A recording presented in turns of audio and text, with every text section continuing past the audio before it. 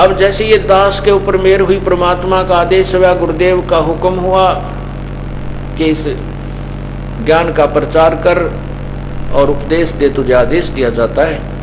फिर गांव गांव में, नगर नगर में जाकर के सत्संग प्रारंभ किए दास ने। एक बुजुर्ग, क्योंकि गांव में इन सत्संग को अच्छा नहीं मानते थे, तो जिस भी भक्त ने, जैसे एक परिवार में 4 भाई हैं, अलग अलग हो गए, तो उसमें से एक ने किसी रिश्तेदार के कहने थे या हमारे ज्ञान को अच्छी तरह समझने से पाठ करवाया, सत्संग करवाया, तो दूसरे निकट नहीं आते थे, दूर बैठे रहते थे और इसको एक विशेष अनोखा सा काम मानते थे कि तो पाखंडी लोग आगे दिखे, क्योंकि जनता को इन पाखंडियों ने भी घना दुखी कर रखा है।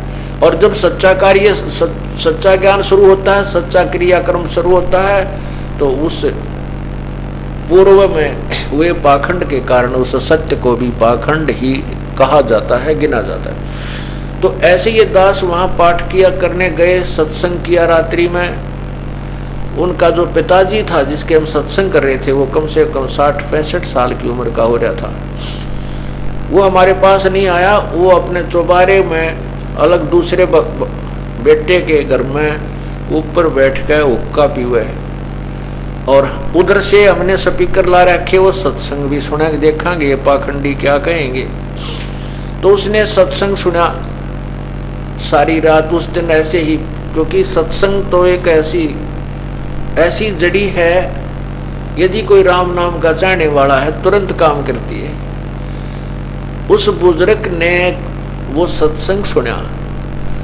अगले दिन जब हम सत्संग करने लगे, शाम को, हम रात्रि में सत्संग करते थे क्योंकि दिन में कोई काम धंधा करके शाम में सारे सुन ले, तो उनका पिताजी सत्संग में आकर बैठ गया। वहाँ 20-30-50 भगत तो बैठे होंगे जहाँ दास सत्संग कर रहा था उनके घर में, आंगन में, गर्मियों के दिन थे। उसने फिर सत्संग सुना, और सत्संग सुनने के बाद जो दूसरे गांव के थे वो तो चले गए भक्तजन, हम अपनी कुछ काम लाग गए। वहाँ पाठ चल रहा था और मैं वहाँ बैठा था, 5-4 भगत हो रह गए, रो बूढ़ा भी निकट से आकर बैठ गया। उसकी आंखों में पानी भराया। मैं तो वो कहने लगा, महाराज जी जो बात आपने बताई ये तो मैंने जिंदगी में कदे नहीं सुनी, और मेरे 4 लड़के हैं, इन मैंने इतनी मेहनत की है, पशु भी थक जाते थे, मैं नहीं थकता था।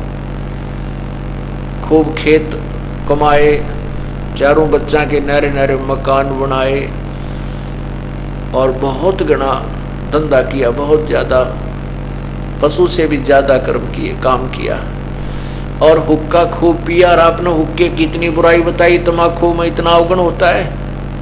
पहले तो राम नाम कदे जिंदगी में सुना भी को नहीं, भगवान भजना चाहिए, जैसी परंपरागत जो धोख पूज थी वो करते रहते थे। 6ठे महीने 20 दिन में